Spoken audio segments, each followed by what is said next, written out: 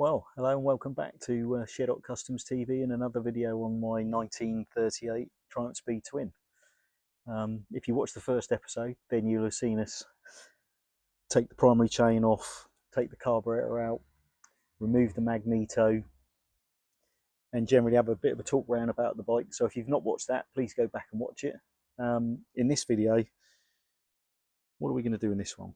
I think we're going to try and take the petrol tank off, which we talked about in the last video, and also we're going to drain the oil out of the oil tank so we can take the engine out because it's still got the oil pipes connected, and then we'll see how we get on. Thanks for watching and scroll the intro.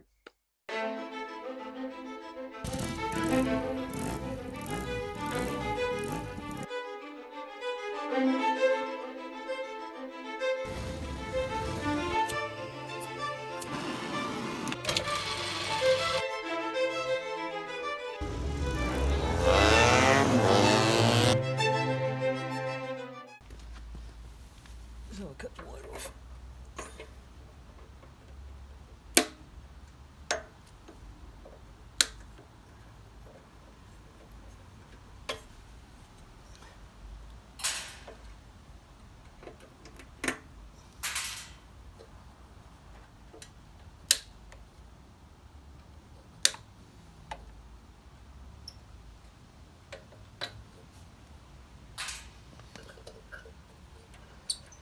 That bolt looks like it's come undone anyway on its own, so that's something to look at next time.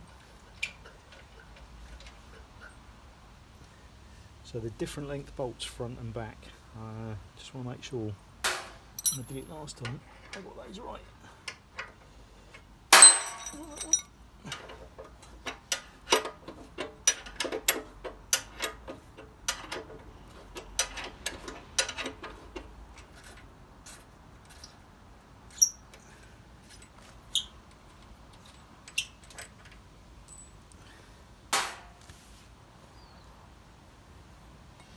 Might as well see what's going to happen with the petrol.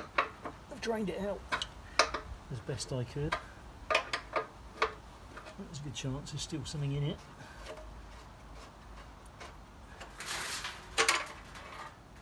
Hence why we've got the drip tray. Right, get around the other side.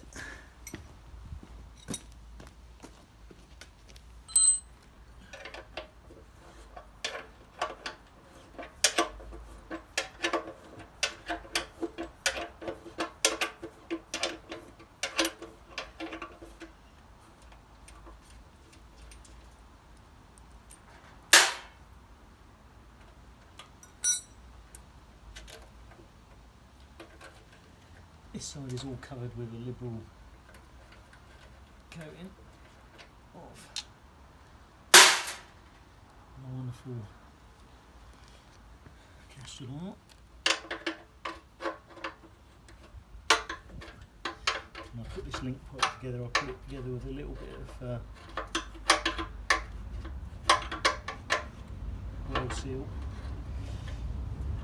red Hylamar actually, just to make sure it's sealed.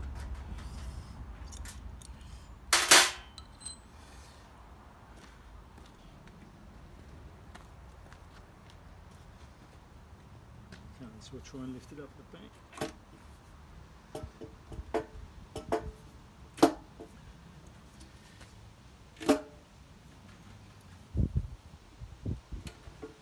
Snip it out.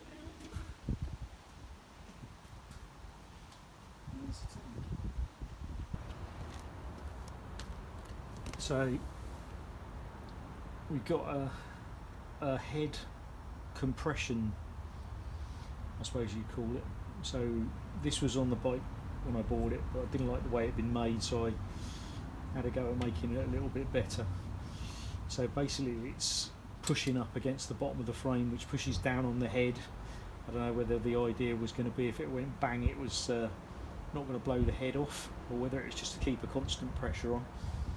But it's a bit of alley plate and a bolt with the lock wire which is missing, so I probably had to play at that in the past, and I can see that that's a little bit loose, but it's a damn sight better than the thing that was on there before. So let's just see if I can get this off.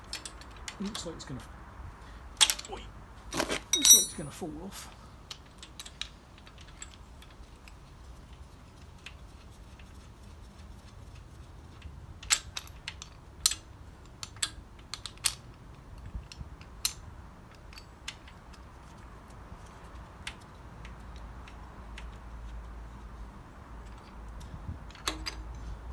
So what you've got is a bolt that's got a pip. So I turned the top of the head off to make the pip, and I made a piece of round, and then basically as you jack that up, it pushes up underneath the frame. It's not supposed to be murdered up, but yeah, another nice little feature, quite like that. I've just removed this rear bracket which holds the tank in, just to give myself a little bit more space. I was just looking at these bolts, two fixing bolts that hold this bracket to the frame. You've got this interesting little mark on here, like a ray section.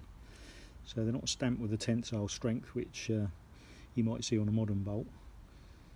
I don't know if you can see that little raised bit, but if anyone knows what that's all about or seen that before, be very interested to have a comment back on what that's about.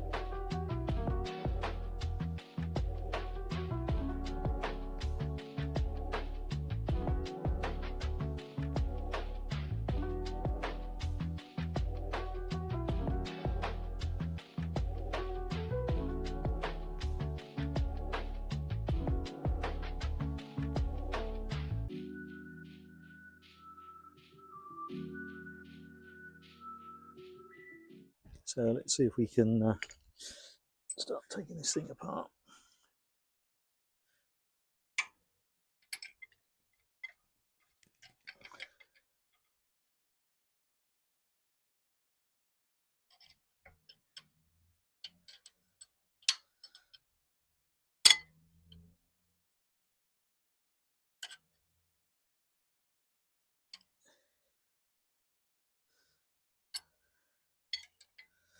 Notice the lack of Milwaukee power tools and rattle guns and all the other things that you might see on YouTube. I have got a battery rattle gun, but I've got to be honest, not keen on using them for this sort of stuff. I like to be able to feel what's going on even when I'm doing it.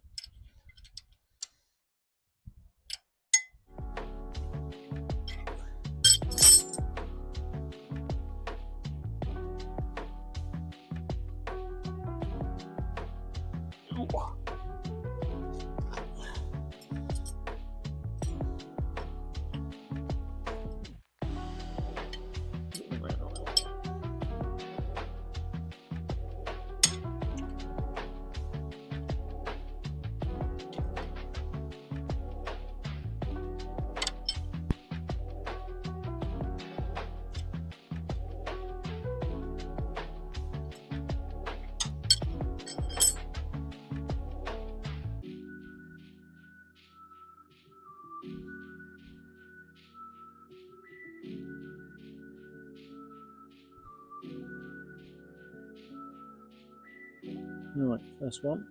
Let's see if I can push that through from the other side.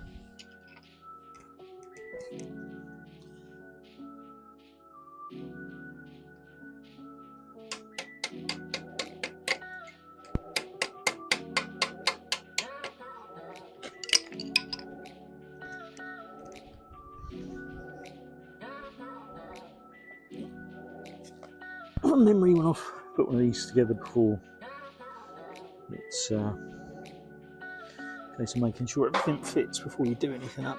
It's a bit like it fits where it touches.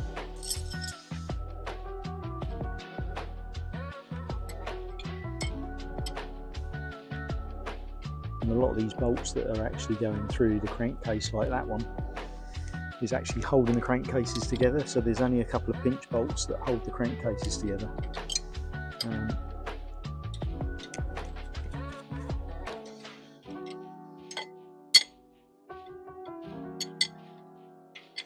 So economic use of bolts, I suppose you could call it.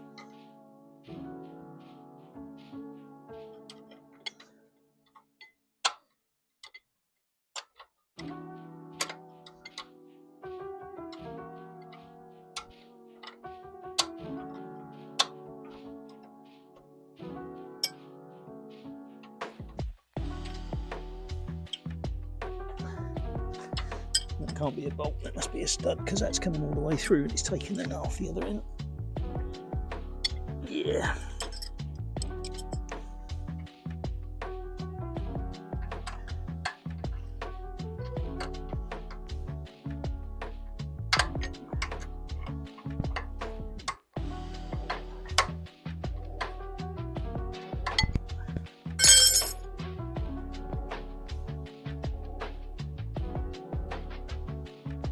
Anyway, I think you get the idea. I'll bring you back when I've undone a few more. All bolts removed apart from the screwdriver that you can see at the front.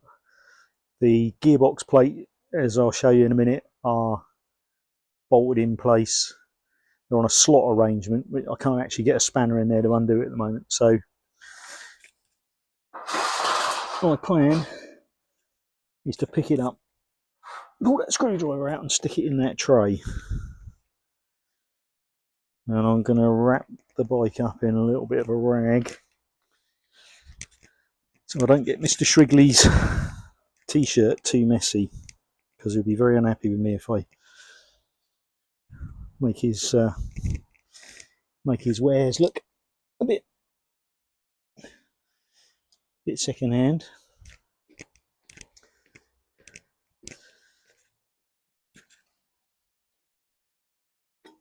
Goes the front plate and the front engine mounts.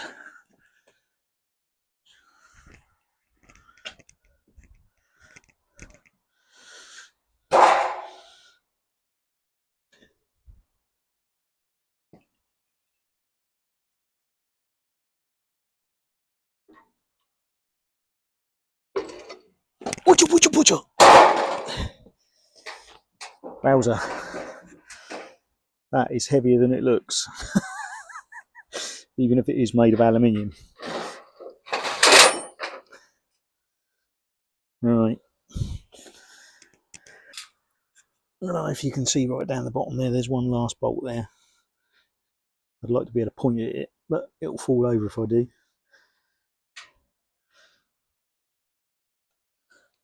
So that one there, we undo that, this bracket, or this plate has got a slot on it which allows you to come out. That's got to be one of the first bolts to put it back in again. So my poor old 1938 Triumph looking a bit sorry for itself. I'm looking at the state of that gearbox and I'm thinking that also needs to come out and be given a really good clean.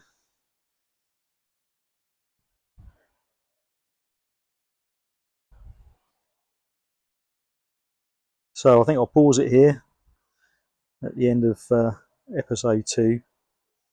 Just like to say thanks very much if you stuck it out to the end.